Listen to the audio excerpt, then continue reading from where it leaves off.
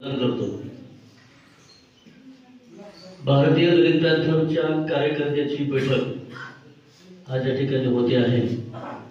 या बैठकीला उपस्थित असलेले प्राध्यापक बालाजी आचार्य, सुनील क्षीरसागर, धम्मपाल सावंत, गौतम सोनकांबळे, इतिहासजी आणि या ठिकाणी धम्मानंद धोडके,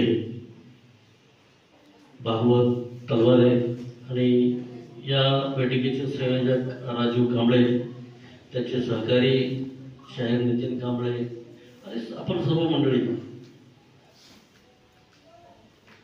आता संघटना हे किती सांगावं काही लोकांना कळत नाही। गाढवाला संघटन कळालं, डुकराला संघटन कळालं, वाघाला तर आधीच कळालं, हरणाला कळालं।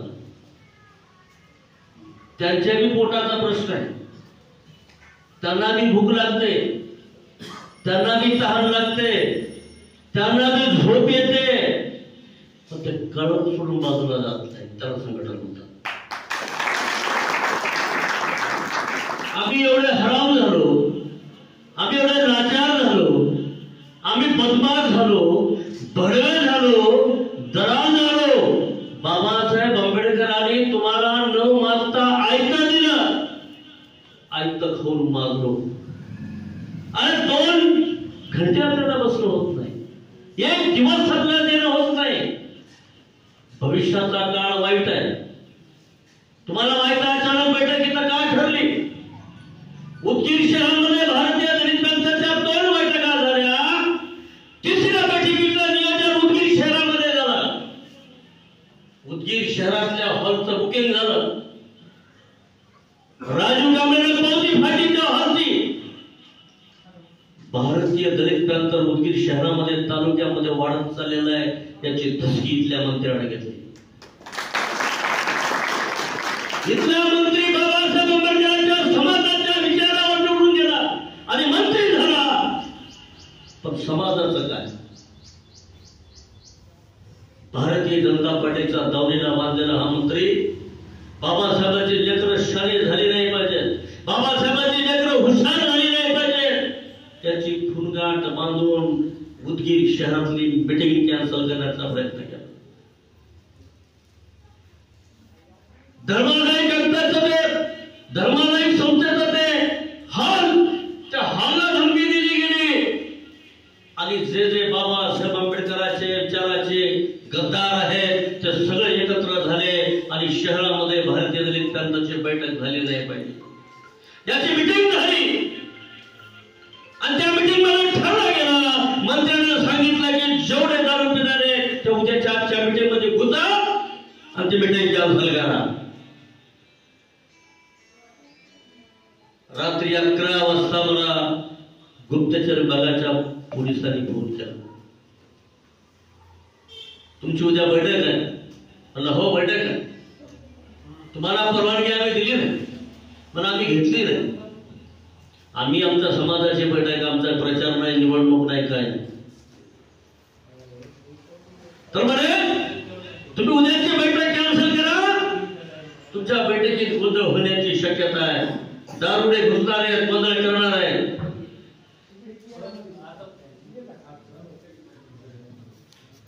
मग म्हटलं बाबासाहेब आंबेडकरांच्या लेकरांनी विचार केला पाहिजे, कारण भारतीय दलित पॅन्थर काही निवडणुकीला उभा टाकणारी दलित पॅन्थर नाही। दलित पॅन्थरचे कोपऱ्याचे काही कार्यकर्ते या ठिकाणी झालेले, मराठवाड्यामध्ये भारतीय दलित पॅन्थर जोपासणारे, मराठवाड्यात दलित पॅन्थर आणणारे रामराव बोडी कोपऱ्याचे, उस्मानाबाद जिल्हा होता, उस्मानाबाद जिल्ह्याचं नेतृत्व रामराव बोळीने केलंय। ती दलित पॅन्थरचे माणसं आज जिवंत आहेत, इथं आलेले। रात्री गोंधळ घालायचा ठरला, आम्हाला कळल्यावर मी राजूला सांगितलं, राजू आपल्याला कार्यकर्ते शहाणे करायचे, आपल्याला कार्यकर्ते हुशार करायचे, आपल्याला निवडणूक लढायची नाही, आपल्या कुणा भडव्यांच्या मागे लागायचं नाही, कुणाचा दगार व्हायचं नाही, कुणाची लाचारी करायची नाही। बाबासाहेब आंबेडकरांचं लेकरू शहाणा झालं पाहिजे, त्याला प्रत्येक गोष्ट कळाली पाहिजे. त्याच्यासाठी भारतीय दलित पॅंथरच्या बैठका आम्ही आयोजित करत आहोत. पण उदगीर शहरामध्ये भारतीय दलित पॅंथरची बैठक होऊ द्यायची नाही अशी खूणगाड बांधल्यामुळं रात्री 11 वाजता फक्त स्थळ बदललं. याची पुसटशी कल्पना न देता आचार्य सरांना मी बोललो. आचार्य सरांनी त्यांच्या गावच्या लोकांना सांगितलं, अहमदपूरहून उदगीर मधली लोक जरी लाचार असतील, कुणाचे दलाल झाले असतील, कोणी छंच झाले असतील, पण समाज कुणाचा दलाल नाही, समाज कुणाचा इथल्या स्वाभिमानी समाजाला साथ देण्यासाठी उदगीरचे कार्यकर्ते, रेणापूरचे कार्यकर्ते, इथल्या समाजाला साथ देण्यासाठी अहमदपूरचे कार्यकर्ते आहेत. ही भारतीय दलित पॅंथर. भारतीय दलित पॅंथरचा कोणी नेता राहत नव्हता. इथं भारतीय दलित पॅंथरचे जुने कार्यकर्तेच बघा, टोप्या घातलेले सगळे. ही दलित पॅंथर तुमची होती. ही दलित पॅंथरचे मालक तुम्ही होतो. भारतीय दलित पॅंथरचे चालक तुम्ही होतो. माझा समाज, माझं संघटन म्हणून इथं भारतीय दलित पॅंथर चालत होती. ग्रामीण भागातल्या माणसाला एकाला जर का कुणी अन्याय केला असेल, त्याच्याकडे कुणी बोट दाखवला असेल, तर तमाम भारतीय दलित पॅंथरचे कार्यकर्ते ज्याने अन्याय केला, ज्याने अत्याचार केला, त्याला पाच घालून तोडणारे ही भारतीय दलित पॅंथरचे कार्यकर्ते. त्यावेळेस कुणी अज्ञान, कुणी सज्ञान नव्हतं, सगळे अज्ञान होते. कुणाला लिहिता येत नव्हतं, कुणाला वाचता येत नव्हतं, मोबाईल नव्हतं, माईक नव्हती, यंत्रणा नव्हती, गाड्या नव्हत्या, काही नव्हत्या. वाऱ्यासारखी खबर पसरायची आणि तमाम माणसं पायी धावत पळत जाऊन तिथे त्या ठिकाणी त्या माणसाला आधार देत होते. बाबासाहेब म्हणायचे, अन्याय करणाऱ्यापेक्षा अन्याय सहन करणारा खोटा गुन्हेगार आहे. एखादा व्यक्ती जर बाबासाहेबांसमोर गेला की माझ्या मुलीवर बलात्कार झालाय म्हणून बाबासाहेबांना जर कोणी सांगत असेल अत्याचारित माणूस, तर बाबासाहेब त्याला अगोदर झोडी जातात. बाबासाहेब हातातल्या काठीने त्याला मारत असे. का मारत असे? तुला अन्यायाची जाणीव झाली पाहिजे, तू पिटून उठला पाहिजे. बाबासाहेब त्याला अगोदर मारत होते. तसं मारणार करणार कोण, मला शिकवणार कोण नाही. पूर्वी माणसं अज्ञान नव्हती, पण त्यांना शिकवायची गरज पडत नव्हती. ते सगळे एकजूट राहायचे. म्हणून पूर्वीच्या काळामध्ये अन्याय अत्याचाराचं प्रमाण कमी होतं. आता अन्याय अत्याचाराचं प्रमाण वरचेवर वाढत चाललेलं आहे.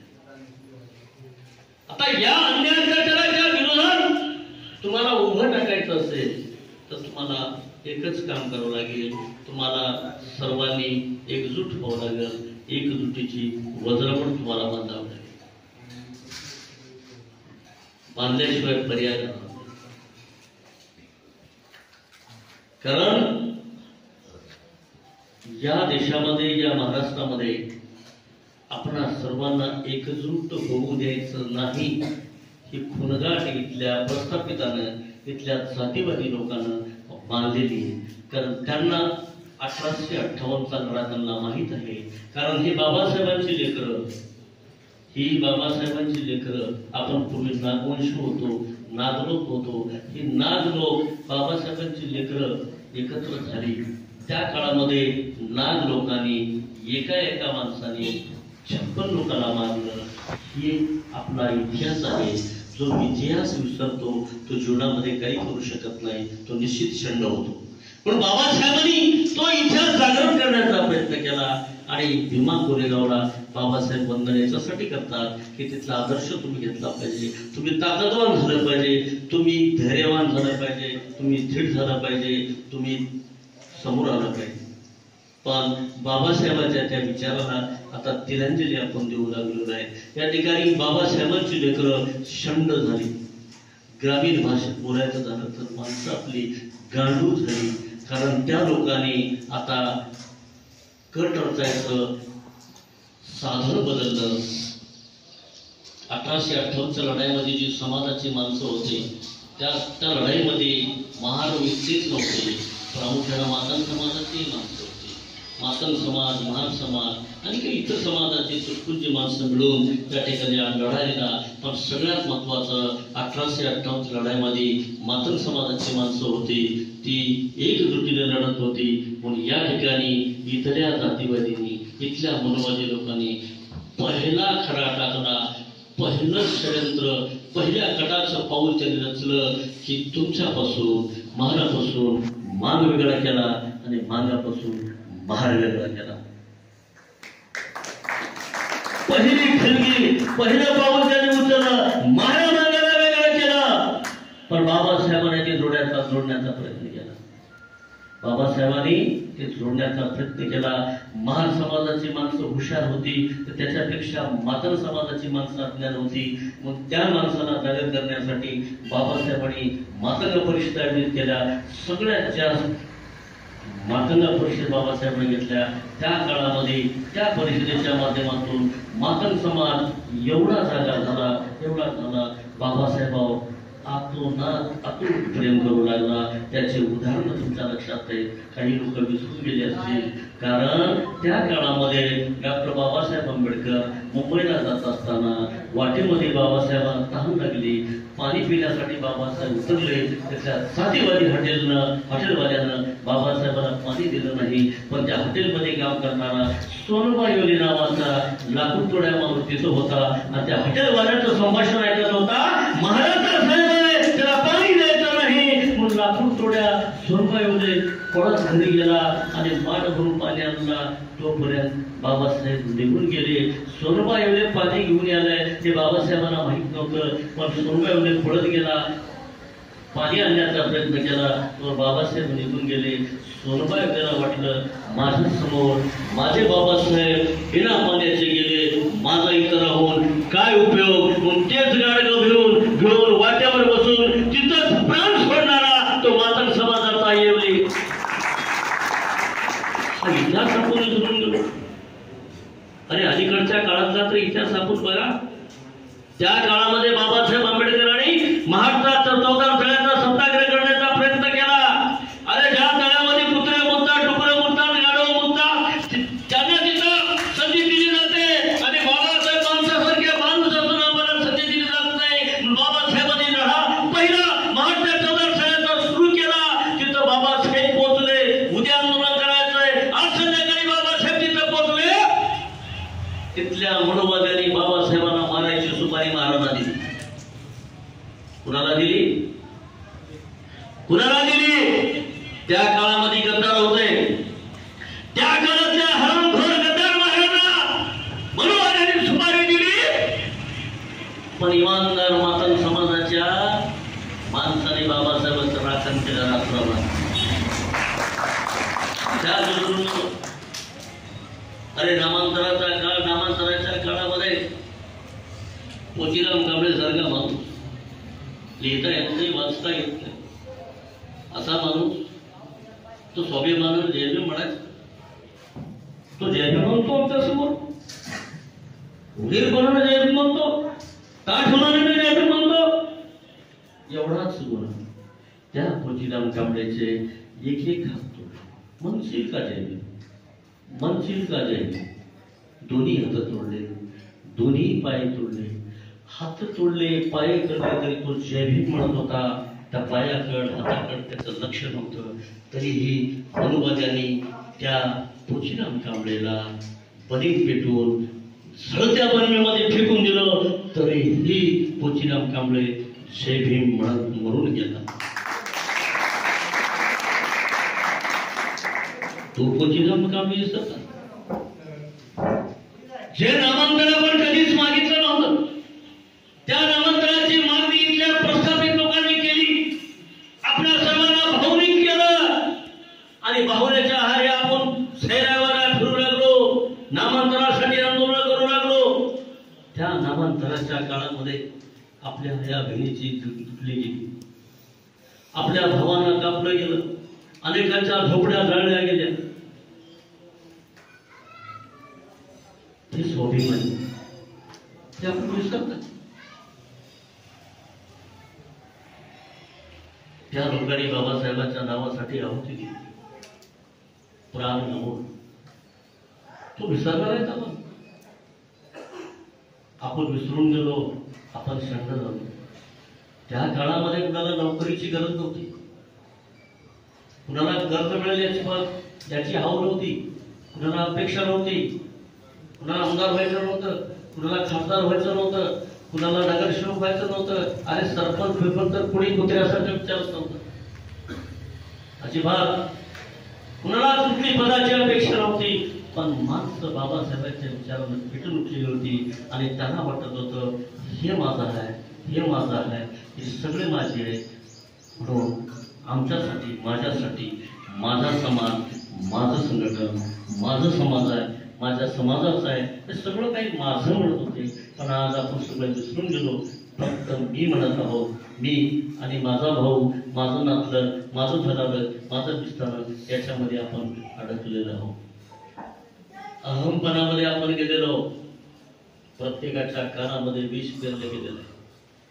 ते विष पेरण्यामध्ये सक्सेस झालेले, प्रत्येकाला लाचार बनण्यामध्ये सक्सेस झालेले आहेत. प्रत्येकाच्या हळूच कानामध्ये जाऊन बसू लागले. आपली माणसं समाज मंदिरावर येत नाहीत, पण पाटलाच्या वाड्यावर जाऊन बसतात. तो पाटील आता धमक्या देत नाही किंवा काही बोलत नाही, हळूच कानामध्ये कानमंत्र देतो आणि विनाकारण सांगतो की नितीन कांबळे लई शहाणा झालाय. मग नितीनच्याच भावाला सांगतो की तुझा भाऊ हराम दिसतो, तुझ्या विरोधात बोलतो, त्याच्या कानात ते विष पेरलं जातंय आणि याच्याही कानात विष पेरलं जातंय. असं मी पूर्वी सांगितलं की महाराजपासून मान वेगळा केला आणि भावाभावापासून भाऊ वेगळा केला आणि शेजाऱ्यापासून वेगळा केला. अशी परिस्थिती झालेली आहे. माणसं आपसात एक राहिलेली नाही, एकमेकापासून दूर गेलेली आहेत, एकमेकाला विचारत नाही, एकमेकाच्या सुखदुःखात सामील होत नाही आणि मग एकमेकाचे विरोधक तयार झाले. बाबासाहेबाला हे अपेक्षित नव्हतं. बाबासाहेबाला समाज संघटित झाला पाहिजे, एकजूट झाला पाहिजे. माझा समाज अज्ञान आहे, माझ्या समाजाला काही कळत नाही, पण माझा समाज एकजूट झाला तर सगळ्या गोष्टी करू शकेल, हे बाबासाहेबाला अपेक्षित होतं. म्हणून बाबासाहेबांनी पुणे करारावर महात्मा गांधीला चॅलेंज केलं होतं. बाबासाहेबांनी 2 मताचा अधिकार तुम्हाला मिळवला होता, तो 1 मताचा अधिकार महात्मा गांधींनी पुणे करारावर उपोषण करून वापस घेतला. त्यावेळेस महात्मा गांधी म्हणाले होते की आंबेडकर ते 1 मताचा अधिकार सुद्धा मी पैशावर विकत घेऊ. त्यावेळेस बाबासाहेब म्हणाले तुम्ही पैशावर विकत घेता, पण ज्या दिवशी माझ्या समाजाला मताची किंमत कळेल ना, त्या दिवशी तुझं धोतर जागेवर पण ते बाबासाहेबांचं चॅलेंज आज कोणी स्वीकारत नाही. ते बाबासाहेबांचं चॅलेंज आमच्या लोकांना कळलं नाही. बाबासाहेबांनी दिलेल्या मताची किंमत आपल्याला कळलेली नाही, 1 मताचा अधिकार आपल्याला कळला नाही, 1 मताची किंमत आपल्याला कळली नाही. त्यावेळेस बाबासाहेबांनी तुम्हाला सांगितलं होतं मी दिलेल्या मताचं हे दान नाही, मतदान. मताचा अधिकार तुम्हाला जपावा लागेल. हे मताचा अधिकार तुमच्या विकासाचा हत्यार आहे. हे मताचा अधिकार तुमच्या समाजाच्या संरक्षणाचा अधिकार आहे. हे मताचा अधिकार तुमचं सर्व काही या मताच्या अधिकारामध्ये आहे. म्हणून मतदान हे तुम्हाला इतकं जपावं लागेल. तुझ्या बहिणीच्या इज्जतीचं मतदान समजून तुला जपावं लागेल. तुझ्या आईची इज्जत समजून तुला हे मतदान जपावं लागेल. एवढंच नव्हे तर तुझ्या बायकोची इज्जत समजून तुला हे मतदान जपावं लागेल. एवढं बाबासाहेबांनी सांगितलं असताना सुद्धा आपण मताकडे लक्ष देत नाही. आता निवडणुका लागलेले, लोक मतदान विकू लागले, लोक लाचार झाले. मतदाराच्या मागे पुढारी तयार झाले आणि पुढाऱ्यांनी मतदाराला विकण्यासाठी बाजार तयार केला. बाजारात विकणाऱ्या टोळ्या तयार झाल्या. म्हणून बाबासाहेबाला संघटन अपेक्षित होतं. या ठिकाणी त्याचा विपर्यास झाला आणि संघटना निर्माण झाली. म्हणून बाबासाहेबांचं ब्रीदवाक्य, बाबासाहेबांनी मरणाच्या अगोदर मरताना तुम्हाला सांगितलं की या देशामध्ये मी संविधान लिहिलेलं आहे. हे संविधान लिहिलेलं आहे, समाजाचं संविधान आहे, तुमच्या हक्काचं संविधान आहे, तुमच्या न्यायाचं संविधान आहे. हे संविधान तुम्हाला हक्क मिळवून देणार आहे. पण तुम्हाला तुमचा हक्क मिळण्यासाठी, तुमचा विकास करण्यासाठी तुम्हाला बाबासाहेब सांगितले संविधानाच्या माध्यमातून, तुम्हाला लोकशाहीच्या माध्यमातून निवडणुकीतून निवडून जावं लागेल, तिथला आमदार व्हावं लागेल, तिथला खासदार व्हावं लागेल. म्हणून बाबासाहेबांनी हे लोकशाही प्रस्थापित केली, पण या लोकशाहीमध्ये या लोकशाहीच्या जातीवाद्यांनी बाबासाहेबांना सुद्धा लोकसभेमध्ये जाऊ दिलं नाही. कारण बाबासाहेब डायरेक्टच नाही, लई शहाणा असेल तर त्याला फक्त बाबासाहेबाची कीर्तीच म्हण, बाकी काही सांगू नको, मतदान सांगू नको, हक्क सांगू नको, संविधान सांगू नको, संरक्षण सांगू नको. किती लोकांनी बाबासाहेब आंबेडकरांचं संविधान वाचले सांगायचं? किती लोकांच्या घरी बाबासाहेबांचं संविधान आहे? किती लोक आहेत सांगा? बोलतो मग 1 2 3 एवढ्या लोकांच्या 5 6 7 लोकांमध्ये 7 8 लोकांच्या घरामध्ये आपलं संविधान आहे. या 8 लोकांमध्ये किती सर लोकांनी संविधान वाचले? फक्त एकदा सगळ्यांनी वाचले. त्या संविधानामध्ये मूलभूत अधिकार हा स्पष्ट लिहिलेला उल्लेख आहे. आणि का उद्गिरवले उशीर झाला का? तर मूलभूत अधिकार हे बाबासाहेबांनी संविधानात लिहिलेलं आहे. त्या मूलभूत अधिकारामध्ये असं स्पष्ट लिहिलेलं आहे, इथल्या प्रत्येक माणसाला शिक्षण, आरोग्य, सेवा या सगळ्या गोष्टी, घर, निवारा, शिक्षण या सगळ्या गोष्टी मोफत मिळाल्या पाहिजेत असं संविधानामध्ये बाबासाहेबांना लिहिलं असताना सुद्धा आज या ठिकाणी आपल्याला कुठलंही काहीही मिळत नाही. तरी आपण गप्प आहोत, शंड आहोत. शिक्षण आपल्याला व्यवस्थित मिळत नाही. शिक्षणाचं आरक्षण आपल्यापासून हिरावून घेतलं जात आहे. या ठिकाणी नोकऱ्या इथे दिल्या जात नाहीत, नोकऱ्या बॅकलॉग भरला जात नाही, नोकरीचं आरक्षण इथून काढून घेतलं जात आहे. याच पलीकडं नुसते घरं देऊन आपल्याला भागत नाही. एकाला घरकुल दिलं तर त्याला 17 जण विरोध करतायत. माझ्या आधी तुला कसं आलं? एकाला भेट दिली जाते, बाकी त्याला मिळत नाही. ज्याला मिळाले नाही त्या माणसाला ही मनुवादी माणसं उचकून बसवतात आणि त्याला मिळाले ते बी होऊ देत नाही. घरकुलामध्ये असं झालेलं आहे, घरकुल एकाला मिळालं दुसऱ्याला मिळत नाही, ज्याला मिळालं नाही त्याला उचकून बसवतात, त्याचं घरकुल होऊ देत नाही. असं परिपाटी लोकांनी या देशामध्ये, या महाराष्ट्रामध्ये सुरू केले आणि आपल्याला लाचार बरोबर दिशाभूल करत. आपण बघतो आता उदगीर शहरामध्ये राजाभाऊ निवडणुका लागल्या. आता काही लोकांचा गैरसमज आहे की बाबा की भारतीय जनता पक्ष निवडणुकीला थांबणार आहे का? याचा काही निवडणुकीचा विचार आहे का? त्यांची काय खरबत चाललेत का? आता बघा काही बाहेर माणसं बसलेत, त्यांना तर इथं काही द्यायचं असतं मग तर पळत आले असते. कुठं काय मिळतंय का, कोण काय देईल का, ह्याच्याकडे लक्ष द्यायला. बाबासाहेबांनी तुम्हाला एवढं मोठं दिलं ते तुम्हाला टिकवता येत नाही. तुमच्या ताटातलं भांड्याला हिराव हिसकावून घेत आहे याचंही तुम्हाला भान राहत नाही. उद्या तुम्हाला कोणी बाबासाहेब सांगायला येणार नाही. एक लक्ष घ्या, ज्या मराठ्याला सगळं काही आहे, ज्या मराठ्यांना सगळं काही आहे, फक्त आरक्षण नाही, तर त्या जरांगेच्या मागं जरांगे रात्रभर बसला, दिवसभर बसला, 10 दिवस बसला, तर त्याचा समाज त्याच्यापाशी बसून आहे. त्याला मिळालं नाही म्हणून बसलाय आणि तुम्हाला मिळालं तुमचं हिसकावून गेलंय, तर तुमच्यासारखे शेंडे तुमच्यासारखे ग्रामीण लहान तुमचं लेकरू शाळेत पाठवायचं झालं तर तुम्हाला जिल्हा परिषद शाळेत पाठवावं लागलं. पण जिल्हा परिषदेच्या शाळा ओस पडत आहे. जिल्हा परिषदेच्या शाळेमध्ये तुमच्या लेकराला शिक्षण दिलं जात नाही. कारण का? तिथला मास्तर मटका किंग झाला, तिथला मास्तर दारोडा झाला, त्याला पैसे दिले, पण शाळेत शिकायला 5-6 लेकर आहेत आणि त्या मास्तराचे लेकर दुसऱ्या शाळेत आहेत. इथल्या जातीवाद्यांनी, इथल्या सरकारने बाजूला दुसऱ्या शाळा ओपन केल्या, त्यांना मान्यता दिली आणि त्या मान्यता शाळेमध्ये इंग्लिश शिकवलं जातं. तिथं 30,000 रुपये फीस भरून लोक पाठवतात. तिथले लेकर डॉक्टर, इंजिनियर झाले आणि आमचे लेकरं गोट्याकडे शाळेत बसलेले. मास्तर शिकलो ना वाटरावलं तुला, त्याच्याकडे आपलं लक्ष नाही. आपलं 7-18 पिढ्या दारिद्र्य आपल्या असल्यामुळं आपण कामाला जावं लागते. कामाला गेल्याशिवाय आपल्याला भाग नाही, आपलं घर भागत नाही, आपलं चलत नाही. पण तेवढ्या आम्ही कष्टानं, परिश्रमानं आपलं लेकरू शिकलं तर त्याला नोकरी मिळत नाही. किती गंभीर प्रश्न आहेत, मला किती गंभीर प्रश्न आहे. त्या प्रश्नाकडे तुमचं लक्ष नाही. का लक्ष राहू नये मला हे कळत नाही. तुम्ही एवढे थंड का झाला, एवढे थंड का झाला तुम्हाला कळत नाही. शिक्षण नाही, आरक्षण नाही, नोकरी नाही, काहीच नाही. तुमचे माणसं आयएस झाले, कलेक्टर एसपी होऊ लागले, तर त्यांनी यूपीसीच्या परीक्षा सुद्धा बंद केल्या होता. तुमचा कलेक्टर होणे नाही, एसपी नाही, एमपीसी सुद्धा बंद केला होता काल परवा. एमपीसी मार्फत लय पोरं हुशार निघाले, परीक्षा डेप्टी कलेक्टर तहसील झाले, बंद केले. आता लाडका भाऊ योजना आली, आता 10,000 5,000 तिकडे झट मारत त्याला काही देणं नाही. तुम्हाला काय लागते काय लागत नाही तुम्हाला. लय झालं इलेक्शन मध्ये की चपटी क्वार्टर मोठी ह्याच्यावर तुमचं चालू असतंय. ह्याच्या पलीकडे झालं पांढरे कपडे घालणारा कार्यकर्ता असं की त्याला मानधन 1,000 2,000 5,000 निवडणुकीचं मानधन लय झालं बघितलं नाही. गौतम भाऊ लय बघितलंय 5,000 10,000 50,000चे पाकिट ह्याच्या पलीकडे काहीच नाही. आपल्याला काही झाडं दिली गेलं नाही कुणाचं. उदगीर शहरामध्ये उदगीर शहर राखीव आहे. राखीव मध्ये आपले माणसं निवडणुकीला थांबले, पैसेवाले पैसा कमवलेले धनगरगे त्याला काय देणं नाही समाजाचं.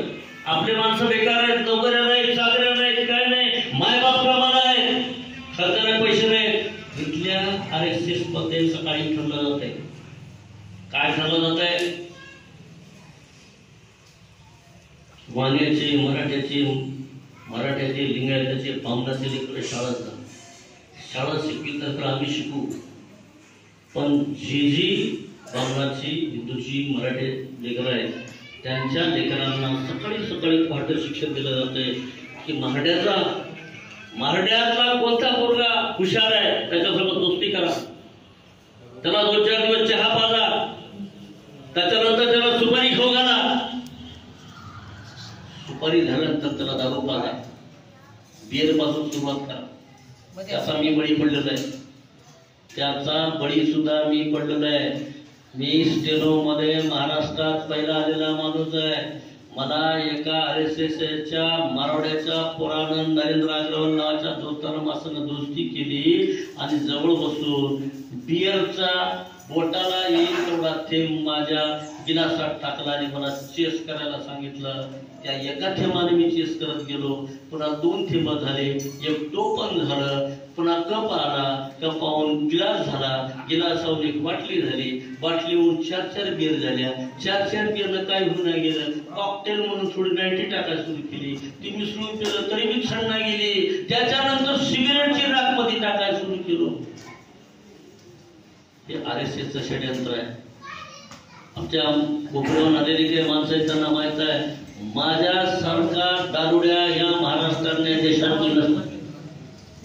इथले प्रकाश कांबळेचं आजही नाव निघत आहे. उदगीरचा प्रकाश कांबळे तो खरा कॅन्सर होता, त्याच्यासोबत मी राहिलेला आहे. पण तो परिस्थितीने गायला झाला, पण मी परिस्थितीने गायला झालो नाही. मला इथल्या जातीवाद्यांनी त्या गोष्टी केल्या, तिथून सुरुवात केली. पण माझा कायापात्र बदलला. मी बुद्धाचं तत्व स्वीकारलं आणि 2002ला मी विपश्यना केली.